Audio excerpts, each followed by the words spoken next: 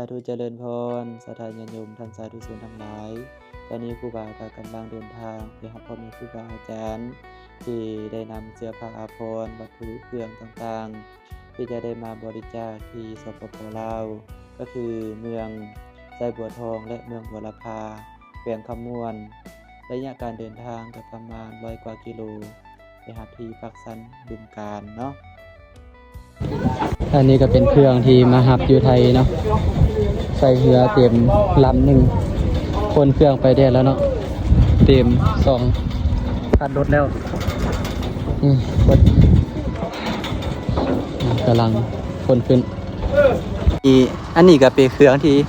จะได้เอาปลาบริจาคเนาะมาหับเครื่องอยู่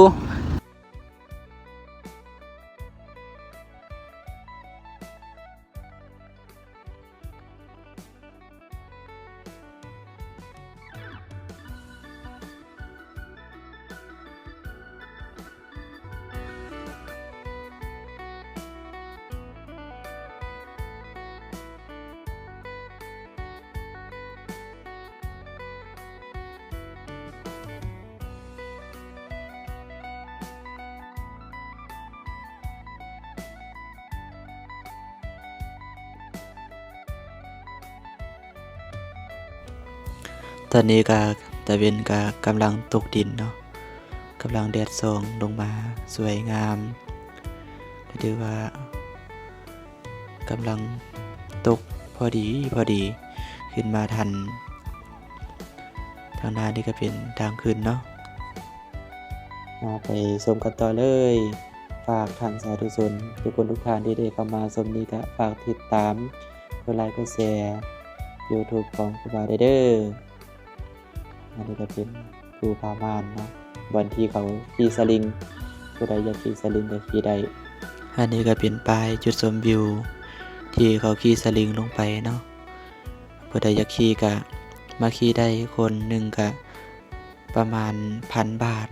ประมาณนี้แล้วเนาะตะกี้ที่ได้ถามข่าวเบิ่งผู้ใดอยากมากินดื่มก็มาได้เนาะหรือว่าสิมาพักผ่อนหย่อนอารมณ์เบิ่งทิวทัศน์ธรรมชาติที่สวยงามทางหน้านี่ก็เป็นบ่อนให้ซองเบิ่งภูหินน้ำนอทางคณะทีมงานก็ได้พากันนั่งกินกาแฟท่าแล้วสิลงพาไปลงเบิ่งภาพบรรยากาศทางลุ่มมันก็ได้ตกแต่งประดับประดาสวยงามเป็นโต๊ะหินโต๊ะไว้กินข้าวหรือว่าสถาปนิกในการออกแบบก็ถือว่าสวยงามเป็นกงอยู่คือคุกนี่แหละเนาะมันคือซองนกส่วนทางหน้านี่ก็เป็นที่นอนหรือเป็นเฮือนต้นไม้ผู้ใดอยากมานอนมาพักวันนี้ก็ได้แต่บ่ฮู้ว่าราคาเท่าใดเนาะมันก็ได้เห็นออกแบบเป็นเฮือนต้นไม้แท้ก็มีต้นไม้ที่ว่าสูงทางลุ่มนี่ก็เป็นภูเป็นผาเป็นสันลงไปส่วนทางบนก็เป็นหินน้ำนอแล้วก็เขาเฮ็ดสลิงขี่ไปทางนาพุ่นเนาะไปฮอดพูนแล้วเนาะขี่สลิงไปได้พูนละ1,000 บาทเนาะจากที่ถามอันนี้ก็ทีมงานทางยมพอเพิ่นก็นั่งกินกาแฟทาแล้วเพื่อไปถามพระอาจารย์เพิ่นก่อนเนาะเพิ่นมานั่งรอทาแล้วปีนะลือขาหน่อย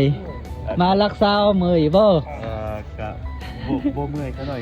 ได้บรรยากาศดีแต่บรรยากาศบ่สวยงามบ่นี่ตาของครูบาอาจารย์ตะเวนกำลังตกดินเนาะทางนี้เนาะสวยงามบ่นี่ถ่ายแล้วบ่นี่ถ่ายรูปแล้วบ่ค่อยหน่อยถ่ายรูปแล้วเนาะบาอาจารย์เพิ่นมาอินฟูเมืองไทย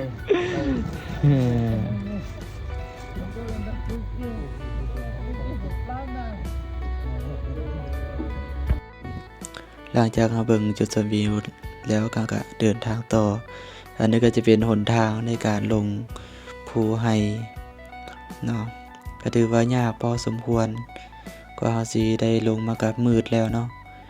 ก็เป็นคุ้มเป็นขี้ฝุ่นภูไฮโซนนี้ก็เขากำลังซ่อมแปลงหนทางใหม่เนื่องจากว่าในช่วงฤดูฝนเฮ็ดให้ภู ภูผานั้นสไลด์เจือนลงมากระทางกับเปเพไปเบิดเนาะตอนนี้กำลังลงคอยภูให้เข้าสู่เมืองคำเกิดหรือว่าบ้านหนองกอกก็ได้ต่อรถใหญ่ลงมารถใหญ่เป็นกำลังลงมาพร้อมๆกันขี่ตามกลกันลงมาเนาะรถกระหลายทรงนี้นะมีแต่รถพ่วงแก่สินค้าทางนานี่ก็ถือว่าเปลี่ยนบ้านเนาะเราเห็นอยู่ทางนาเป็นบ้านหนองกอกเป็นบ้านแรกของเมืองที่ว่าก่อนที่เข้าเมืองคำเกิดก็จะมีบ้านหนองกอกบ้านแกงบิดนี่บ้านนางอยไปเข้าไปเนาะนี่รถเมล์กำลังเดินทางขึ้นไปเวียงจันทน์ตอนนี้เวลาก็7-8 โมงแล้วกำลังเดินทางคันหนึ่งก็รอท่าอยู่นี่อันนี้ก็จะเป็นไปเมืองคำเกิดเนาะเมืองคำเกิดยินดีต้อนรับทุกคนทุกท่านเด้อญาติโยมเพิ่นก็ได้มาร่วมบริจาคเป็นเสื้อผ้าเพราะว่าจะเป็นเครื่องนุ่งห่มเป็นเกิบเป็นวัตถุต่างๆเนาะอนุโมทนาสาธุบุญนำกันเด้อสาธุ สาธุอันนี้มาร่วม อนุโมทนาบุญนะกับศรัทธาญาติโยมที่ได้รวมกันถวายเป็นเครื่องเป็นทานเป็นเกิบเป็นเสื้อผ้าอาภรณ์แล้วก็เป็นวัตถุต่างๆเนาะเพื่อจะได้ไปบริจาคอยู่ที่เมืองไสบัวทองแล้วก็เมืองบัวละพา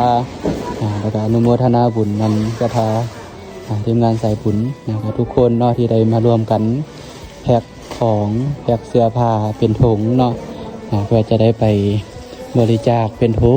งให้แต่ละครอบครัวเป็นครอบครัวที่เมืองไสบัวทองแล้วก็เมืองบัวละพานะอันนี้ก็โยมพ่อเป็นมาแต่ทางฝั่งไทยเนาะนี่ก็มาช่วยครูบาพ่อแม่ครูบาอาจารย์ที่ได้มาร่วมเอาเป็นเสื้อผ้าเนาะเป็นเสื้อผ้าเป็นเกิบเป็นอย่างหลายๆเนาะเมื่อก่อนนี่ก็ครูบาได้ไปรับเอาอยู่ที่ปักสันเนาะอยู่ที่บึงกาฬเพื่อมาก็เป็นการ์ตูนได้อย่างแล้วนะก็มีข้าวการ์ตูนเอาออกมาเบิ่งดูนะออกเบิ่งดูแม่นอย่างหันเนาะอันนี้ก็เป็นเกิบมีเป็นเกิบมือหนึ่งเลยเด้อเนาะเกิบมือหนึ่งที่ว่าพ่อค้าเจ้าขายอยู่ตลาดรักษาตลาดแสนอุดมนี่แหละเป็นการมาร่วมถวายเนาะนี่ก็เป็นเกิบทางอันก็เป็นมือสองอันนี้ก็เป็นมือหนึ่งแดเป็นมือสองแดเนาะเบิ่งนี่กระเป๋าใส่เงินบอลบ่แม่มีเงินอยู่บ้านออกเบิ่งดูมีบ่ มีทองพร้อมนี่เอาออกเนาะอันนี้เป็นสายเนาะ สายทองคำนี่ส่วนนี้ก็เป็นประธานโยมที่ได้มาแพ็คเครื่องช่วยเนาะแพ็คเครื่องใส่นี่มีแต่ผู้จบๆงามๆได้ใส่บุญนี่นี่เนาะงามก็เพิ่มมีตาบ้างเนาะไปก็อัดปากอยู่เห็นซ้ำแล้วมาเมื่อกี้นี่ของเจ๊ที่ร่ำลงเลยหรอ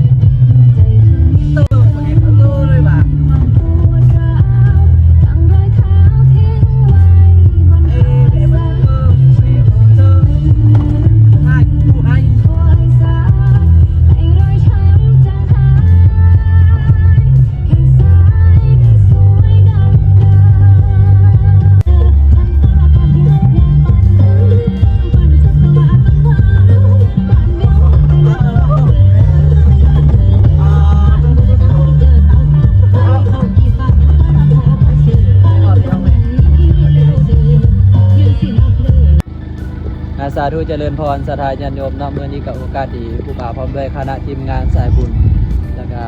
พ่อแม่ครูบาอาจารย์จากฝั่งไทยและก็ทางเวียงจันทน์เนาะได้มาบริจาคอยู่ที่บ้านนาน้อยแล้วก็บ้านนายฮีแล้วก็เมืองบัวละพาเนาะ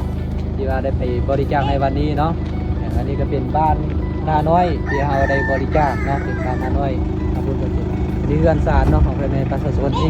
วันนี้อันนี้น้อยเนาะนี่ตัวนี้ก็เอาขนมไทยเนาะ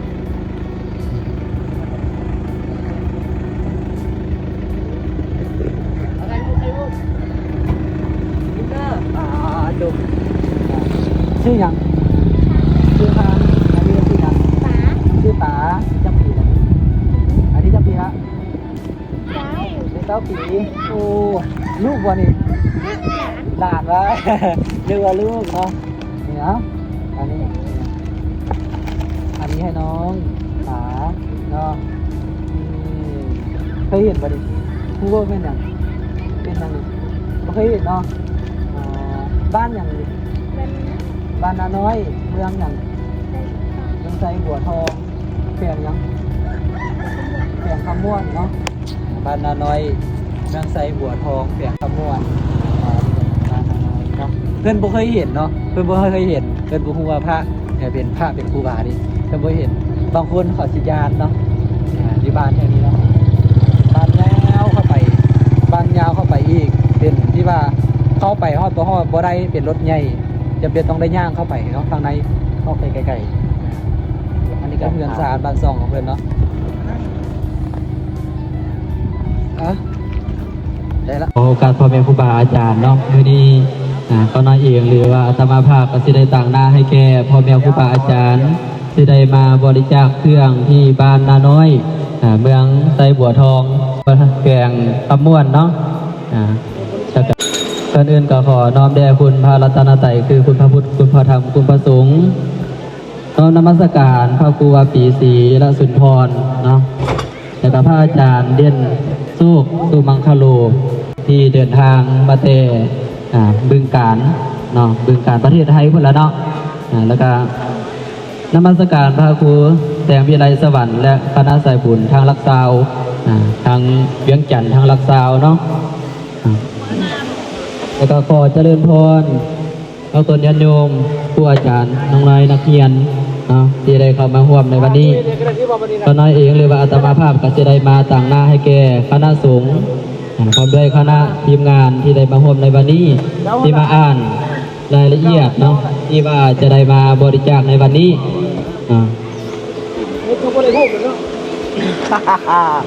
รายละเอียดที่จะได้มาบริจาคในวันนี้ก็จะเป็นผ้าห่มแล้วก็เครื่องนุ่งห่มเป็นเกิบแต่อุปกรณ์การเรียนเนาะแต่นักเรียนก็พอทันมาเนาะแล้วก็เป็นข้าวนมแล้วก็ตั้งเครื่องวัตถุต่างๆที่จะได้มาแจกในวันนี้เนาะส่วนเครื่องที่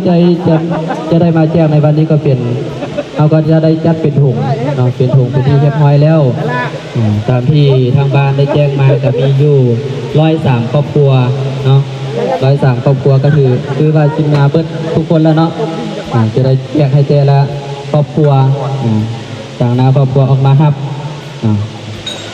รวมทั้งเบิดก็103ครอบครัวอันนี้ก็เป็นคือรายละเอียดที่ว่าจะได้มาแจ้งในวันนี้เนาะอันที่1ก็เป็นเสื้อผ้าอันที่2ผ้าห่มอันที่3เป็นเกิบอันที่4อุปกรณ์การเรียนเป็นบิ๊กแล้วก็เป็นข้าวนมแล้วก็อื่นๆแล้วก็ด้านต่อไปขอนิมนต์พระครูวาปีศรีละสุนทรเนาะกล่าวตัวองค์สมเด็จโยมที่ว่าได้มาบริจาคในวันนี้เนาะขออาราธนิมนต์อาราธนานิมนต์เด้อขอหน่อยยืนใส่จะพูดต่อได้เนาะเอานิมนต์ขอหน่อยมากล่าวให้แก่ประธานโยมเนาะจานพ่อครูจานพ่อครูครับนิมนต์เด้อขอหน่อยบ่ได้ยินบ่ได้ยินปีบ่ได้ยินแล้วทางนี้เงินเด้อเนาะเพิ่นก็ได้มาแต่ฝั่งประเทศไทยพุ่นละนะบึงกาฬเจ้าห้องเจ้าคณะอำเภอบึงโป่งลงผู้ใดเคยไปไทยเด้อนี่เนาะ บ่เจ้าคณะตำบล เจ้าคณะตำบลเนาะเจ้าคณะตำบล ท่าดอกคำเนาะ ขอไทยเนาะมีคนได้เคยไปไทยอยู่บ่มีบ่ นิมนต์เขาหน่อยบ่จักเล็กจักหน่อยนะครับ ครับทักคือยากนะว่าผมเว้าบ่หลายเด้ นิมนต์เลยครับผม เอากล่าวความอบอุ่นให้แก่พี่น้องบ้านนาน้อยเฮาได้ขนาด เอาเว้าภาษาบ้านเฮาเนาะเอาขอโอกาสคณะประสงค์ทุกรูปนะครับด้วยความเคารพนับถือเขาจะเล่นพรคณะศรัทธาญาติโยมบ้านนาน้อยมื้อนี้คณะพระสงฆ์ที่เดินทางมาจากประเทศไทย อันนี้ขอแนะนำตัวจักหน้อยก่อนอันนี้คือยาคูเด่นโชคเป็นเจ้าที่การวัดอันนี้กับพระหนุ่มไฟแห้งนี่กิจการงานแจกทางใดก็ไปตลอดปีที่ผ่านมาน้ำท่วมเมืองเชียงรายจังหวัดเชียงใหม่แถวภาคเหนือก็ไป อันนี้กับพระมหาสลามมาทางที่เจ้าสำนักประพฤติวัดปฏิบัติธรรมพระหนุ่มไฟแรงเพื่อนมีKFC หรือว่ามี FC ทางงานโซเชียลก็มีคนติดตามหลายอย่างหลายหมื่นหลายแสนคนอาตมามาจากเมืองบึงกาฬจากวัดบึงกาฬฝั่งประเทศไทยสำเนียงเว้าอาชีคือกันครับคล้ายๆกับไทยบ้านเฮาเว้าสำเนียงเพื่อจะมาอยู่ป่ะคือกันเนาะแต่ก็เป็นพี่น้องกันเป็นพี่น้องกันเคยทำบุญร่วมชาติตักบาตรร่วมขันเคยมาเป็นพี่เป็นน้องพระพุทธเจ้าคนว่า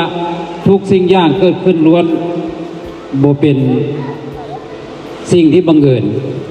ล้วนแล้วแต่เกิดขึ้นมาด้วยเฮาเคยได้ร่วมสร้างร่วมบุญสร้างกุศลร่วมกันมาจึงได้มาพบมาพอกันฉะนั้นวันนี้กะยะคู่รองเจ้าที่การวัดอย่างวัดหนองป้องเมืองคำเกิดเพิ่นได้นำพาทีมงานคณะพระสงฆ์มาร่วมตลอดถึงพระสงฆ์สาวกของพระพุทธเจ้ามาจากเมือง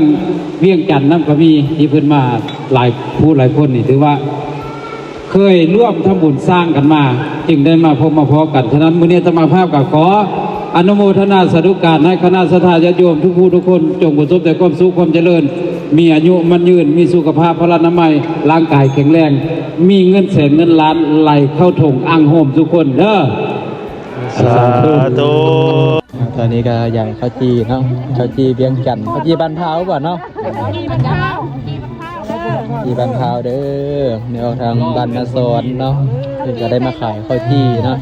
นี่อันนี้สายตูดนี่นี่บ่แม่นสายบุญแล้วเปลี่ยนจากสายบุญมาเป็นสายตูดเนาะ เจ้าสายบุญเป็นสายตู้แล้วเด้อ เอามาเด้อ ได้กินผักกี้ได้รับทราบได้กินผักกี้ ได้กินก้อนแล้วนี่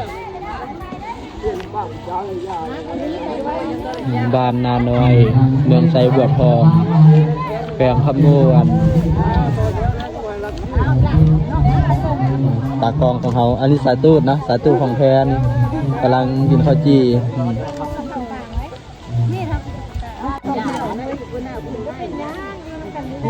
สัมภาษณ์ไปคุบาพุ่นเลยไปสัมภาษณ์แม่สัมภาษณ์เนาะ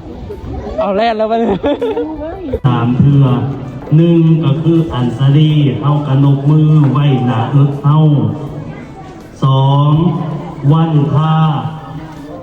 โค้งศีรษะโค้งหัวม่านหน่อยหนึ่งไอ้ส้นกันกับนิ้วโป้งเฮา อันนี้ก็พระอาจารย์เพิ่นมา อ ไทย ธิ เนาะ วาสคือขาลง อันนี้ก็เป็นคณะทีมงานกำลัง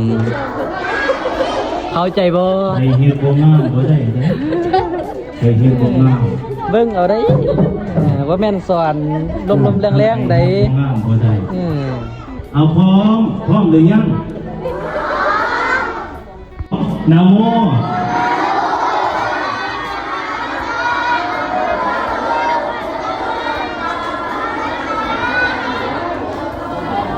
หือบ่พร้อมกันเอาใหม่บ่พร้อมกันใหญ่แล้วบอกเอาต่อกันมาเนาะทีมงานเขาได้เข้ามาเนาะก็ได้ใหญ่ช่วยกันเนาะเพราะว่า200กว่าคนตัวซุปก็ใหญ่ก็ได้ใหญ่อะไรเพื่ออะไรก็เอาได้1บ่เอาตัวซุป จานบุญเพ่งเด้อเข้าไปเนาะรู้สึกว่าแถวเขายับเข้าได้เนี่ย เอายับออกมาเนาะยับเลยยับถอยหลังถอยหลังเด้อถอยมาพี่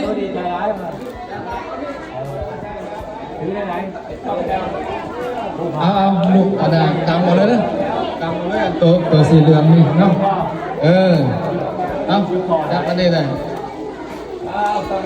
เอาถ่ายเอาจานบนเพ่งเด้อได้พอแล้วเดี๋ยวแจกใบแจกขนมกันแจกขนมกันเด้อวันนี้มีรางวัลพิเศษอีกได้เนี่ยเอากินขนมกันวันนี้เอาข้าวขนมกันคนละก้อน2 ก้อนเด้อ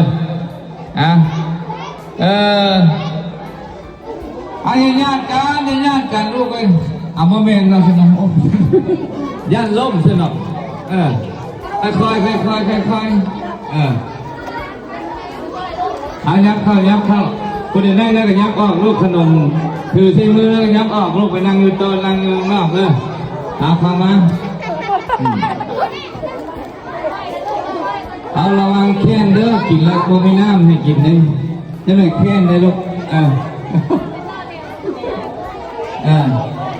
กินระวังในเรื่องเลยติดคอแค้นได้ลูกค่อยๆย่ำเด้อลูกครับค่อยๆกลืนเอาข้าวเมาขนมมนๆนี่ตายอยู่นี่พูดยังมาได้มาลูกมาปุ้มได้หรือเปล่ายังปุ้มเหรอเอาไปขนม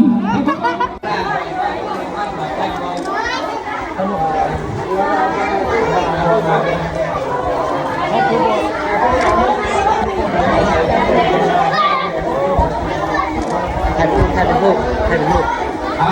ใกล้ผมวิ่งเลยใกล้ผมนี่วิ่งทางแล้วตอนนี้ยึดมาแล้วว่าจะได้ที่เป็นของท่านฟันให้ท่านฟันรอดในท่านฟันให้ในการห่วงกันถ้าสมานเมื่อคำเกิดก็จะได้เป็นเอาสั้นเพื่อที่เอาไว้เจ็บของญาติโยมในเทือนี้และการทั้งพ่อแม่ครูบาอาจารย์ได้ขอถามว่าท่านแต่เรื่องนี้อย่างนี้เอาไว้เจ็บข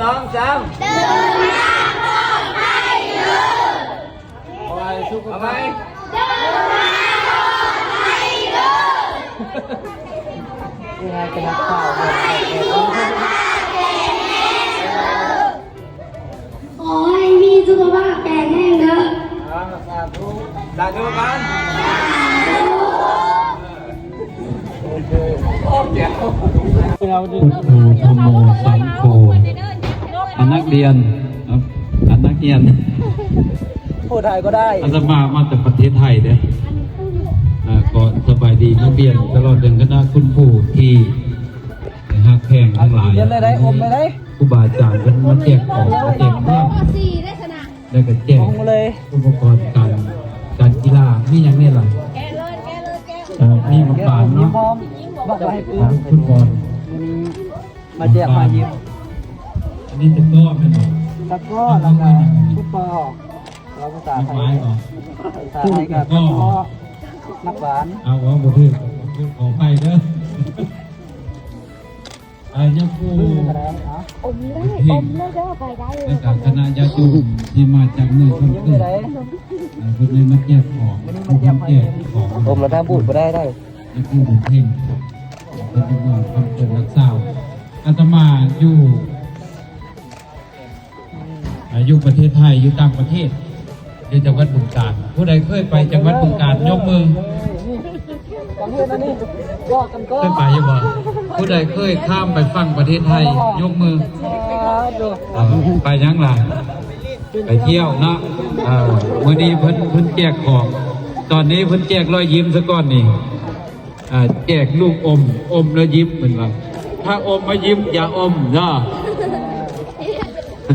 อมแล้วต้องยิ้มตอนเยี่ยมแถวจัดสมอต้อง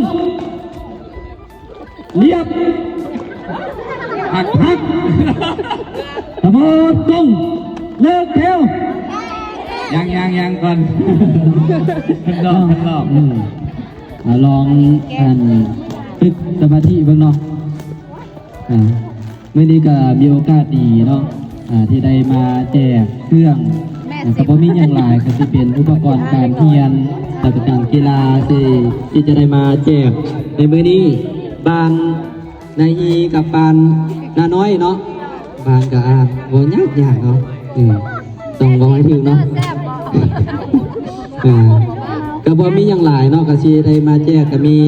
มักบานมีกาโต้แล้วก็มีขนมเป็นปื้มสิได้มาแจกให้น้องนักเรียนเนาะก็คือสิแม่นรุ่นน้องครูบาเนาะครูบาเรียนจบแล้วเนาะแต่ตัวน้อยซื่อๆก็บ่หลายเนาะแต่ก็มีคุณค่าทางด้านจิตใจเนาะที่ว่าซื้อนี่มากะผู้ให้อาจจะบ่ได้หลายเนาะแต่ผู้ใหญ่นี่เบิดเอเลยเนาะเบิดเอก็คือเบิดหลายเนาะผู้ใดบ่หลายผู้ใหญ่เบิดเอก็คือหลายเนาะคือสิเข้าใจเนาะเดียวนึงย่องเอาต้องมาภาษาบ้านนี่ก็ไปหาซื้ออยู่หลักซาวนี่บ่มีจักหานว่า8 โมง 9 โมงกูไปหาเลาะซื้อบ่มีไปซื้ออยู่พูดน้องบัวลำพามันจะมีเนาะแล้วนัดต่อไปเนาะก็บ่เดี๋ยวซะเวลาเนาะเอาก็สิได้แจกใหญ่ก็สิให้ทางพี่เนาะเข้ามาก่อนเนาะก็สิให้แจกใหญ่อันนี้มนต์พ่อแม่ครูบาอาจารย์เนาะเอาเดี๋ยวเรา2 แถวนี่ก็ได้เนาะเดี๋ยวเรา2 แถวเข้ามาอันนี้มนต์กันไหนให้ครูบาอาจารย์เพิ่นใหญ่ก็เนาะครูบาอาจารย์ก็สิอยู่นี่แล้วเนาะเอาเข้ามา2 แถวเด้อเข้ามา2 แถวแล้วอยู่บนเก้าเนาะ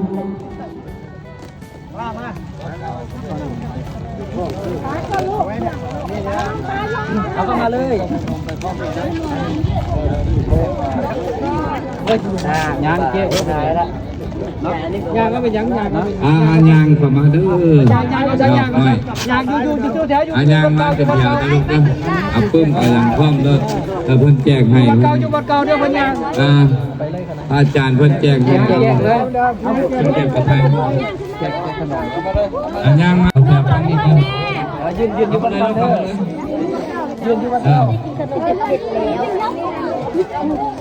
เข้ามาช่างเอาเด้อเข้ามาเ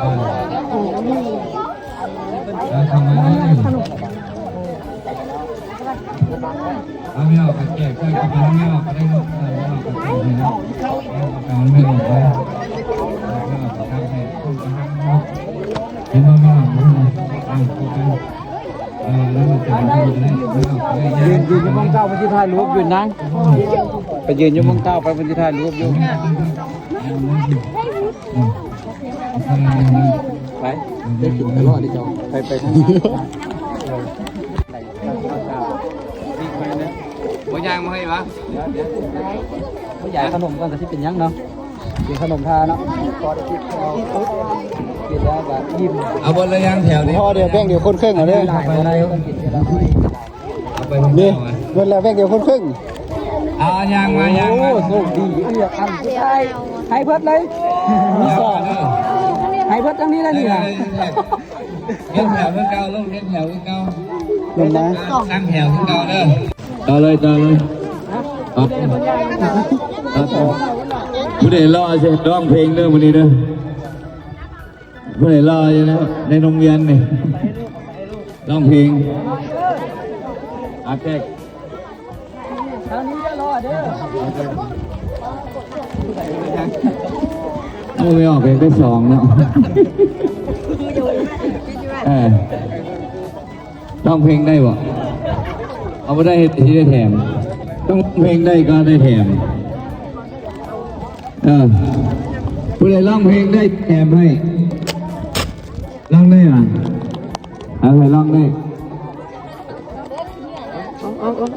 ผู้ใดร้องเพลงได้อะไรเข้าแถวเด้อเข้าแถวอย่าแตกแถวมาเข้าแถวคือเก่าเด้อได้แล้วเข้าแถวคือเก่า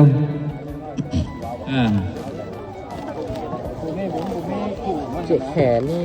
เอาไปได้ยังไปได้หมดแล้วได้ประสุคนแล้วยังอันที่ยังว่ะโมเป็นนักเรียนดิโอ้แมนยังไม่ต้องเป็นนักเรียนเท่าไหร่มันจะเห็นแถวหัวแถว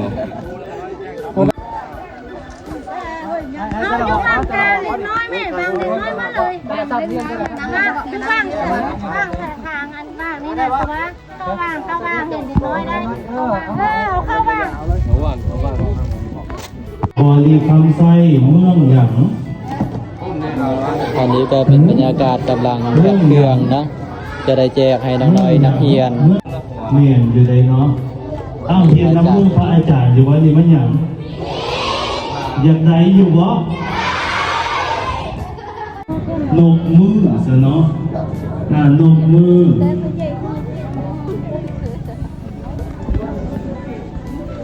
เป็นตะกะได้บ่เป็นตะกะผู้บาอาจารย์ได้บ่บ่เป็นหยังเอาโยมือขึ้นใส่ระหว่างคิ้วก็ได้เคยกราบบ่กราบลงเทื่อ3เฮ็ดได้บ่บ่ยาก ยากบ่ ยังบ่ยากเนาะ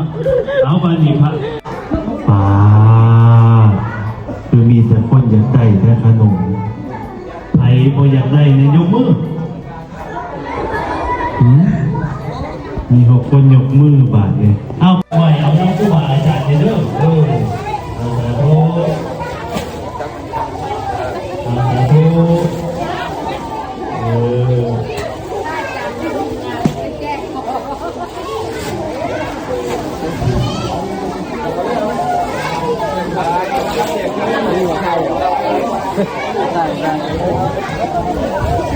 เอาไปออกซ่าได้ผ้าเล่งงามเด้อเอาผ้าแจกคนแจกเอาไปแจกไปเปลี่ยน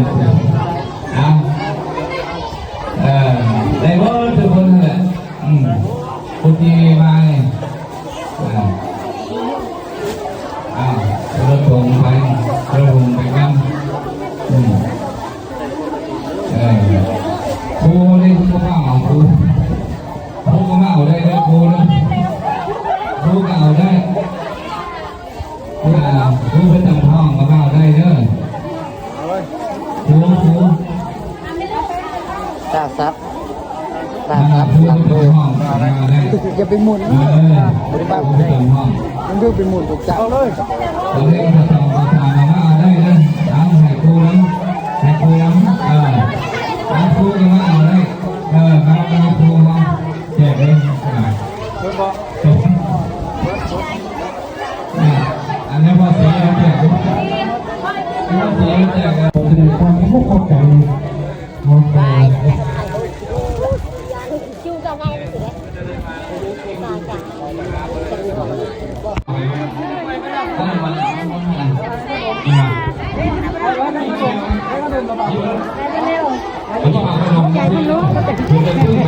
แน่นบ่ดิ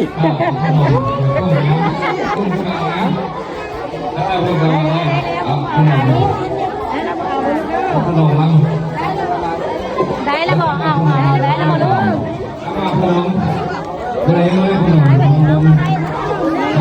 ก ยิบขนมขยับเข้า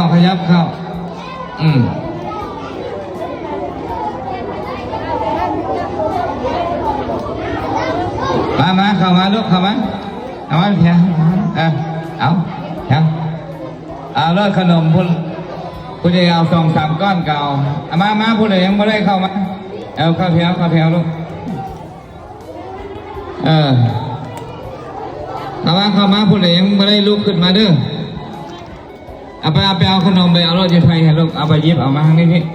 เอาไปให้ย่างเอาให้ยิบเอาขนมมันยิบเอาไปยิบเอาผู้ใดยังได้ขนมมาเอาเด้อกินแล้วขนมพาริเบิร์ดหรอบอกเบ้งพาริเบ้งเขาเนาะเพราะว่าขนมเขาก็หลายอยู่นี่แหละเป็นแก๊ปมาเราเพราะว่าเบิ้งขนมยันพอแต่เป็นบิ๊กดีจะพอเนาะเดี๋ยวอยากเซ่ๆกันเนาะ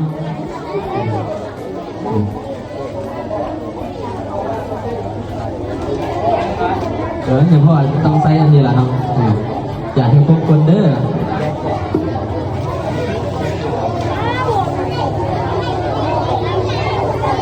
ผู้ใดเห็นกองก็ยิ้มใส่กองเด้อเดี๋ยวถ่ายออกมาที่ให้เท่เป็นกองก็ได้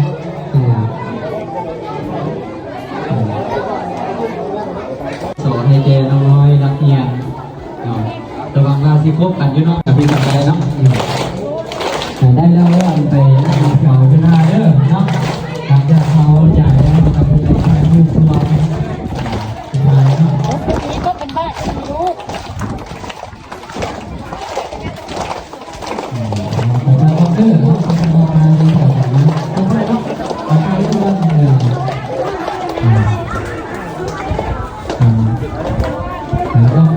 เราไปนั่งที่ต้นข้าวทานเด้อสาธุแต่ก็เด้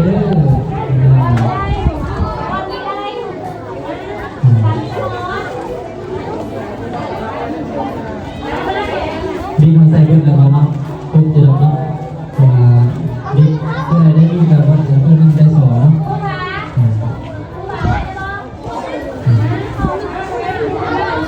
นั่งกันนั่งผู้ใดได้นั่งเดี๋ยวเพื่อนเขาเข้ามา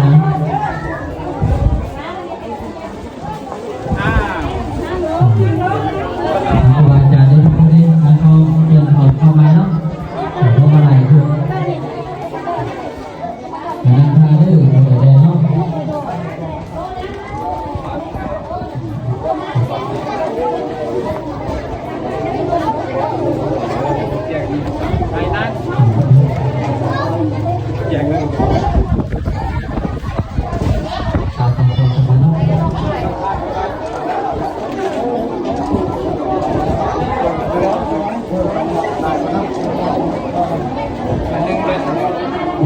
เชื่อร้านอะไร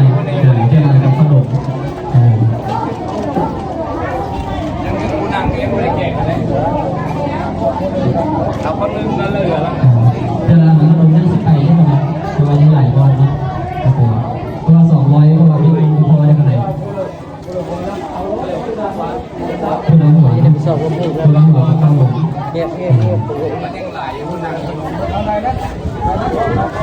ใครเอาลูกใครเอา ได้นะครับไปนั่งที่บ้านดาวราเดอร์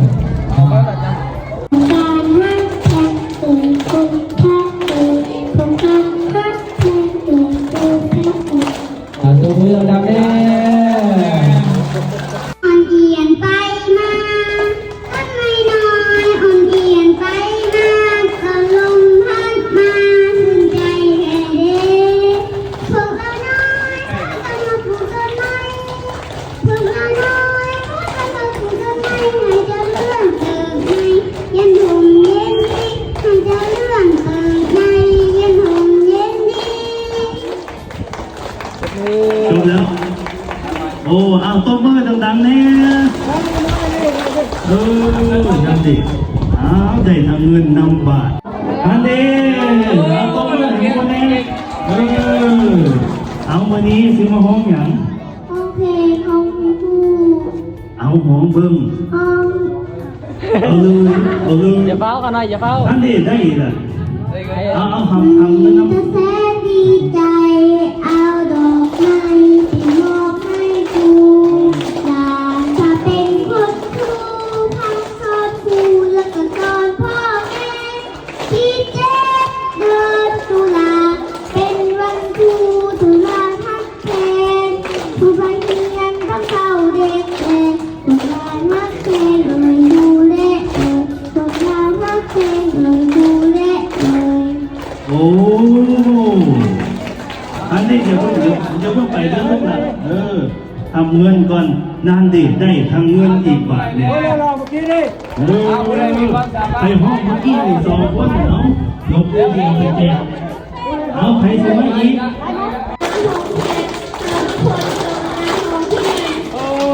ตบมือให้กูแน่นั่นดิได้แล้วมาบ้าน ได้มาเกิดมาเพื่อนเพิ่งหนุ่มบ่ชักบ่มักอันน้ำลำเพื่อนทางแหล่งโตของมันต้องมุ่งใจสิไปซะไปสวยไปล่างให้ถูกมันเจอสมหวังบอกระวังตัวกำแท้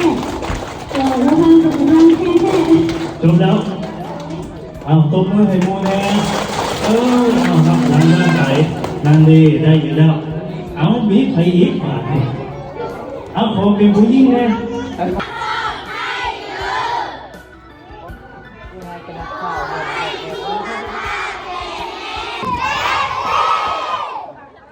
ขอบใจหลายๆ